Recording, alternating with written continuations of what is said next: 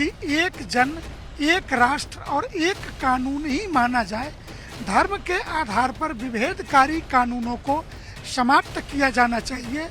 किसी एक राष्ट्र के संविधान से इतर हिंदू की कोख और मुस्लिम की कोख के आधार पर उसके पर कानून लागू होंगे, ये स्वीकार किसी भी दुनिया के सभ्य देश में नहीं किया जा सकता। मुसलमान मौज और मस्ती के लिए एक बीवी को तलाक देकर के दूसरी, तीसरी और चौथी शादी कर सकता है, तो ये विडंबना है। स्वामी जी, तो आपका क्या क्या रिकमेंडेशन रखें?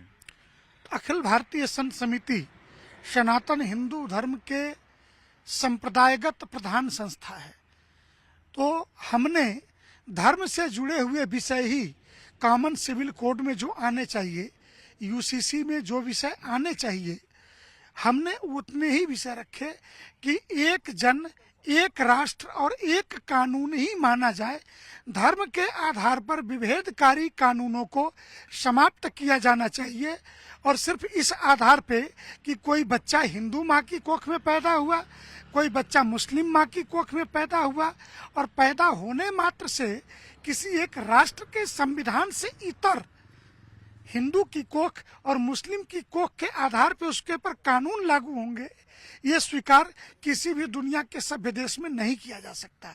इसलिए भारत में भी धर्म के आधार पर ये जो विभेदकारी कानून है, इसे समाप्त किया जाना चाहिए और समान नागरिक संहिता लागू होनी चाहिए। तो आपका मेन रिकमेंडेशंस क्या थे, क्या सुझाव दिए आप? हमने लगभग 25 बिंदुओं पर सुझाव दिए हैं, उसकी कॉपी में उपलब्ध 25 ऑब्जेक्ट हैं और हमने वो धर्म से जुड़े हुए सारे विषय हैं। उदाहरणार्थ कि जैसे हिंदू चाह करके भी दूसरी शादी नहीं कर सकता, पहली पत्नी उसकी बीमार हो, रोगी हो, बांझ हो, बच्चा पैदा न हो, संतान वंश चले न चले, इसके बाद भी वो विवाह नहीं कर सकता। लेकिन मुसलमान मौज और मस्ती के लिए एक बीवी को तलाक दे करके दूसरी, तीसरी और चौथी शादी कर सकता है, तो ये विडंबना है। और ये धर्म के आधार पे जितने विभेदकारी कानून हैं, वो चाहे संपत्ति के अधिकार के हों, उत्तराधिकार के अधिनियम के हों, विवाह से संदर्भित कानून हो, इन सभी कानूनों पे हमने खुले मन से विधि आयोग को सुझाव दिए हैं, उन्होंने लिया है और आगे किसी प्रकार का स्पष्टता चाहिए तो वो हमें पुनः आमंत्रित करेंगे। विपक्ष ने बोला है कि ये बेसिकली मुस्लिम्स को टारगेट करने के लिए और धार्मिक लाइंस पे पोलराइजेशन के लिए है चुनाव के पहले, तो उस पे आपका क्या कहना है? आपको ध्यान में होगा कि राम जन्मभूमि का केस सुप्रीम कोर्ट में चल रहा था, तो उस समय कपिल सिब्बल ने कोर्ट निकाल के लहराते हुए कहा था कि चूंकि इनके घोषणा पत्र में है, इसलिए ये चाहते हैं कि राम मंदिर बने। पलट करके अगर मैं प्रश्न करूं कि 150 वर्षों से अंग्रेजी हुकूमत से लेकर के वर्तमान हुकूमत तक के कोर्टों में चलने वाले मुकदमे पे उन्हें शर्म नहीं आई, लेकिन उन्होंने एक झटके में ये जरूर कह दिया कि चूंकि इनके चुनावी घोषणा पत्र में, इसलिए इस पर निर्णय न दिया जाए।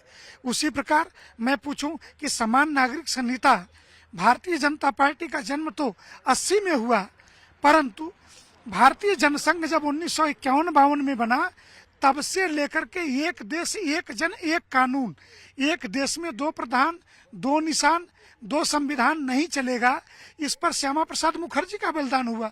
तो ये राजनीतिक विषय उनके लिए होगा, लेकिन मैं पूछूं, आप धर्म के आधार पे हमारे साथ विभेद कैसे कर सकते हो? मुसलमान के लिए, मौलाना के लिए अलग कानून और मुझ जैसे धर्माचार्य के लिए अलग कानून, ये हम कैसे स्वीकार कर लेंगे? और हर बात तो आप यही बोलोगे। देश में कोई ऐसा तिमाही बताओ जब चुनाव न होता हो, कोई ऐसा साल बताओ चुनाव ना होता हो, तो उस समय आपको बहुत सहज और सरल शब्द है कि ये चुनावी मुद्दा है, ये कह के निकल जाना।